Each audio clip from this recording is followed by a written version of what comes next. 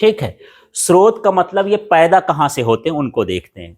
तो जो गामा किरणें होती हैं ये रेडियो एक्टिव पदार्थों से पैदा होती हैं। ठीक है, हाँ, रेडियो एक्टिव पदार्थ होते क्या हैं? जनरली सारे परमाणुओं में प्रोटॉनों की संख्या और न्यूट्रॉनों की संख्या बराबर होती है। जैसे नाभिक की बात करते हैं, है ना। अभी इलेक्ट्रॉन की बात मैं नहीं कर रहा हूँ, किसकी बात कर रहा हूँ? प्रोटॉन और न्यूट्रॉन की। जैसे मैं बोलता हूँ कि कार्बन 6 है और ये ऊपर 12 है ना, तो इसका परमाणु क्रमांक कितना होता है? 6। और ये जो होता है 12, ये न्यूट्रॉन और प्रोटॉन की क्या होती है? संख्या। और ये जो संख्या होती है किसकी होती है? प्रोटॉन की। तो यदि प्रोटॉन 6 हैं, इसमें न्यूट्रॉन कितने हैं? 6, क्योंकि ये इसमें से 12 में से 6 क्या कर दोगे? घटा दोगे, तो क्या आ जाता है? न्यूट्रॉन। तो प्रोटॉन भी 6, न्यूट्रॉन भी 6, ये रेडियो एक्टिव नहीं है, जिसमें बराबर है। अब यहां पर ये भी होता है C6 और ये 14, तो इसमें प्रोटॉन कितने हुए? 6, न्यूट्रॉन इसमें घटा दो 6 तो कितना आ गया? 8। क्या इनकी संख्या बराबर है? नहीं है। तो ये कैसा हो गया? Radio active. तो जिन पदार्थों में न्यूट्रॉन और प्रोटॉन की संख्या बराबर नहीं होती वो पदार्थ होते हैं रेडियो एक्टिव। तो जैसे मैं पूछूं कि कार्बन 12 और कार्बन 14 में कौन रेडियो एक्टिव है? नहीं, कार्बन 14। कार्बन 14 जिसमें न्यूट्रॉनों प्रोटॉनों की संख्या बराबर ना हो, क्या होता है? Radio active. और जो भारी तत्व होते हैं जैसे यूरेनियम है ना, जो 92 के बाद के तत्व हैं, जितने भी 108 तत्व हैं ना, आजकल धीरे धीरे बनाते बनाते 118 हो गए हैं, है ना। तो वो 118 तक तो जितने हैं वो सभी क्या कहलाते हैं? Radio active. और रेडियो एक्टिव होते हैं तो कुछ ना कुछ अंदर से निकालते रहते हैं। जैसे आपको बुखार चढ़ जाए तो गरम गरम निकलता है, भाप निकलती है, पसीना पसीना पतना बदबू देने लगती हो, कुल मिला के ऐसा है, तो ये सब निकलता है ना। तो इसी तरह से इनके भीतर जब बैलेंस नहीं बनता है तो ये कुछ किरणों को क्या करते हैं? निकालते हैं। ऊर्जा को क्या कर रहे हैं? निकालते हैं। तो वो ऊर्जा के रूप में क्या निकलता है? गामा किरणें। तो रेडियो एक्टिव पदार्थ ही क्या होते हैं? गामा किरणों को उत्पन्न करते हैं। अभी थोड़ी रेडियो एक्टिव की बात भी करते हैं। जैसे यूरेनियम से सुने होंगे कि एटम बम भी बनाया जाता है। और 9 अगस्त और 6 अगस्त 1945 को जब द्वितीय विश्व युद्ध हुआ था तो जापान के नागासाकी और हिरोशिमा में यही बम गिराया गया था। तो बम किससे बना था? यूरेनियम से। और ये इतने खतरनाक होते हैं माने गामा किरण, यदि जिसके शरीर में ये प्रवेश कर जाएं तो उसको कैंसर पैदा कर देते हैं। अब कैंसर क्या है उसकी बात करेंगे थोड़ी देर से। और ये जो है अंदर कैंसर के साथ साथ जीन का परिवर्तन कर देते हैं। हाँ, जीन क्या है? ये जीन ऐसा है जो एक पीढ़ी से दूसरी पीढ़ी को गुणों तक ले जाता है। जैसे मेरे हाथ पांव नाक कान ये सब कुछ आए तो मुझे कहाँ से मिले? माता पिता से। तो माता पिता से ऐसी क्या चीज मेरे में आ गई कि ये सब आ रहे हैं? तो क्या आता है? जीन आता है। ठीक है, और ये जीन ही हमको माने एक लक्षण को दूसरे लक्षण में भेजते हैं। तो यदि ये किरण किसी के शरीर में प्रवेश कर जाए तो उस जीन को, कुछ जीनों को क्या कर सकती है? खराब कर सकती है। जैसे मान लो ये गामा किरण पड़ी और यदि मेरे शरीर में पड़ी और पड़ते ही जो है ऐसे जीन को खराब कर दी जो आंख को बना सकता है, जो आंख को एक पीढ़ी से दूसरी पीढ़ी में क्या करता है? ट्रांसफर। अब मान लो मेरी संतान हुई, है ना, तो मेरे पास तो जीन खराब है, तो वो संतान कैसी होगी? अंधी होगी, क्योंकि वो जीन तो गया नहीं है। तो ये जीन खराब, वहां तो जितने लोग बच गए थे तो आज भी अंधे लूले लंगड़े इस तरह से पैदा हो रहे हैं क्योंकि उनका जीने खराब हो गया है। तो आगे वो, जैसे किसी का पैर वाला जीन खराब है तो उसके होने वाले बच्चे में पैर वैर नहीं आएंगे। हालांकि वहां पर ये सारा सिस्टम चलता है कि फिर उनको विवाह विवाह नहीं करने दिया जाता है, माने संतान उत्पत्ति नहीं करने दी जाती है, क्योंकि जब अंधा लूला लंगड़ा पैदा ही होना है तो फिर उसको रोक के रखा गया है। ठीक है, ऐसी व्यवस्था वहां पर बनाई गई है। तो मैं सिर्फ ये बोलता हूं कि वो रेडियो एक्टिव पदार्थ से यूरेनियम बना, उस यूरेनियम से कौन सी किरणें निकलती हैं? गामा किरणें। वो गामा किरणें क्या कर सकती हैं? जीन को खराब कर सकती हैं। ठीक है, तो आपको ज्यादा से मतलब नहीं है। गामा किरणों का स्रोत क्या है? Radio active. अब एक्स किरणों का क्या है?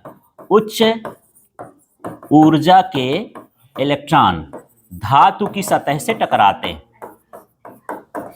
ठीक है, जैसे मान के चलो यहां मैं एक धातु का चादर लगा दूं और इधर से तेजी से इलेक्ट्रॉन फेंकूं तो इलेक्ट्रॉन जब इससे टकराएंगे तो जो इसके आगे ऊर्जा जाएगी वो कौन सी ऊर्जा होगी? तरंग। और उस तरंग का नाम क्या होगा?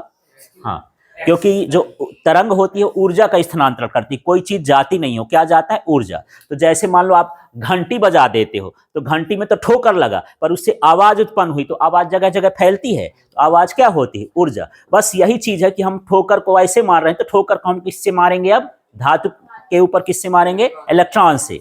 तो जब इलेक्ट्रॉन बहुत तेजी से टकराता है तब क्या निकलती हैं? एक्स किरणें होती हैं। तो एक्स किरणों का स्रोत क्या हो गया? उच्च ऊर्जा के इलेक्ट्रॉन धातु की सतह से टकराते हैं तो क्या उत्पन्न होती हैं? एक्स किरणें। और ये जो ईवी कण है, अत्यंत गर्म पिंड, माने बहुत ज्यादा गर्म हो, जैसे सूर्य है, सूर्य से जो किरणें निकलती हैं तो उसमें गामा किरण भी निकलती हैं। वो बात अलग है कि ऊपर जो ओजोन परत होती है, वायुमंडल होता है, तो वहां उनको रोक लेता है, नीचे नहीं आने देता। नहीं, ये नीचे आ जाए तो यहाँ कैंसर ऐसा पैदा होगा, जीवन संभव ही नहीं होगा, यहाँ सब समाप्त हो जाएगा। ठीक है, तो जो बहुत गर्म पिंड होता है उससे क्या निकलती हैं? पराबैंगनी किरणें निकलती हैं। ठीक है, तो पराबैंगनी किरणों को सोखने के लिए ऊपर वायुमंडल में 40 से 50 किलोमीटर, यहाँ से 40 से 50 किलोमीटर जाएंगे तो एक परत पाई जाती है, उसको क्या बोलते हैं? ओजोन परत। ओजोन परत पराबैंगनी किरणों को क्या कर लेती है? अवशोषित कर लेती है। यदि ये जितनी किरण है ऊपर वाली, ये सभी कैंसर पैदा कर सकती हैं। यदि ये किरण नीचे आ गई तो सारे जीव जंतुओं में जीन का परिवर्तन होगा, उनमें कैंसर पैदा हो जाएगा, यहाँ का जीवन नष्ट हो जाएगा। तो ओजोन परत हमारी रक्षा कवच कहलाती है, यदि वो न होती तो जीवन भी ना होता। तो पूछ देता है कि इसको ओजोन को रक्षा कवच क्यों कहते हैं? क्योंकि ये पराबैंगनी किरणों को अवशोषित कर लेती है और जीव जंतुओं की रक्षा करती है, इसलिए हम इसको क्या बोलते हैं? रक्षा कवच भी बोलते हैं। हाँ, ये ऊपर तीनों के भी अवशोषित करती हैं, लेकिन ये गामा किरणें, एक्स किरणें उससे उत्पन्न नहीं होती सूर्य से ज्यादा। सूर्य से कौन सी होती हैं? पराबैंगनी किरणें। ठीक है, हाँ, तो बहुत गर्म पिंड होगा तब क्या निकलेंगी? पराबैंगनी किरणें। अब देखो, कभी कभी जो वेल्डिंग करता है ना, इंसान वेल्डिंग करता है तो वेल्डिंग करते समय भी चिंगारी निकलती है, वो पिघलता है, गर्म हो जाता है, उस कंडीशन में भी पराबैंगनी किरणें निकलती हैं। लेकिन पराबैंगनी किरण की मात्रा इतनी नहीं होती है किसी को ज़्यादा नुकसान कर दे, लेकिन जो वहाँ पर रहता है उसको जो है प्रिकॉशन रखना चाहिए। वो चश्मा वश्मा लगाता है ऐसे करके, अपने हाथ में या दस्ताना पहनना चाहिए कि उसको असर ना हो।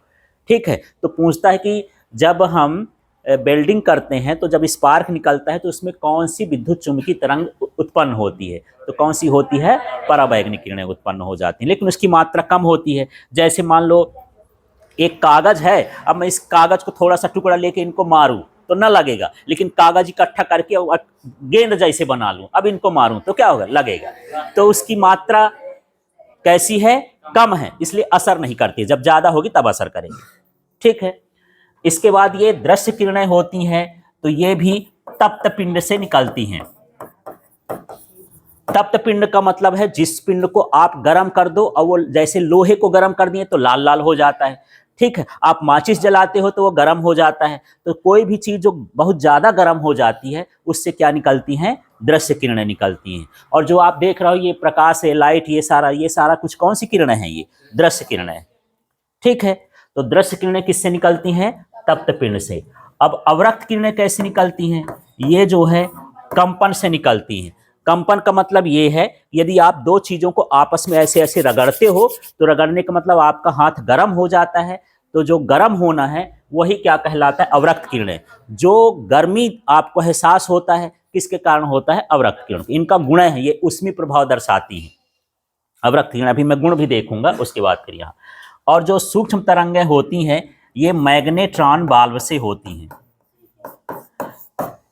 ये मैग्नेट्रॉन बाल्ब में जो है विद्युत क्षेत्र और चुंबकीय क्षेत्र लगा करके बिजली बनाई। माने ये सारी जो ये नीचे की तरंग है नेचुरल नहीं है, इसको हम बना करके, जैसे हम मोबाइल चलाते हैं, सैटेलाइट में तरंगों को भेजते हैं, तो हम खुद बनाते हैं इन तरंगों को। तो इन तरंगों को बनाने वाला जो मशीन है वो क्या कहलाता है? मैग्नेट्रॉन बाल्ब।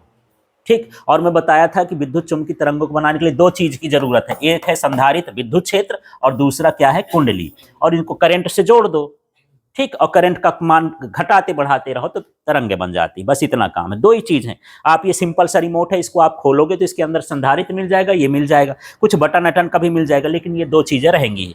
और साथ में सेल है, तो करंट सेल जो जाता है वो करंट के मान को बदलता है, इनका मान बदलता रहता है, तरंगे बनती रहती हैं, बस ऐसा सिस्टम है। तो इसको मैग्नेट्रॉन वाल्व कहते हैं। और जो ये है, ये किससे होता है? दोलित्र से। दोलित्र का मतलब ये है कि यहाँ पर हम दो, एक प्लस और माइनस लेते हैं, और इसका हम क्या कराते हैं? दोलन। उसको हम क्या करते हैं? दोलित्र कहते हैं। आप झूला झूल रहे हो, इधर उधर मटक रहे हो, वो आपका क्या कहलाए? दोलित्र। आप क्या कहला गए? दोलित्र कहला गए। तो ये इसके स्रोत हैं। तो चलो फिर से देखते हैं, गामा किरणों के स्रोत क्या कहला गए? रेडियो। हाँ, एक्स किरणों का, यूवी किरणों का, दृश्य किरणों का तप्त पिंड, ठीक है, अवरक्त किरणों का कंपन, है ना, यानी अणुओं का कंपन हो जाए। और ये सूक्ष्म तरंगों का मैग्नेट्रॉन वाल्व, रेडियो तरंगों का